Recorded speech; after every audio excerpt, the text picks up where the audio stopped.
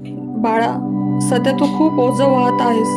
घरातले ताण, सगळ्यांच्या अपेक्षा आणि शांततेचा अभाव सगळं एकट्याने उचलतो आहेस. पण स्वामी म्हणतात, जेव्हा भार जड होतो तेव्हा देवच तुझं ओझं हलकं करतो.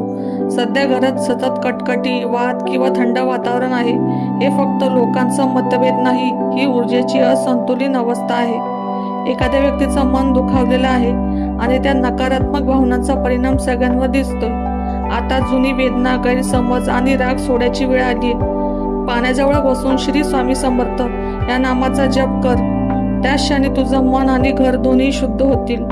स्वयंपाकघरात रोज मिठाचं आणि गंगाजलाचं पाणी वापरून पुसायचं, त्यामुळे नकारात्मकता दूर होईल.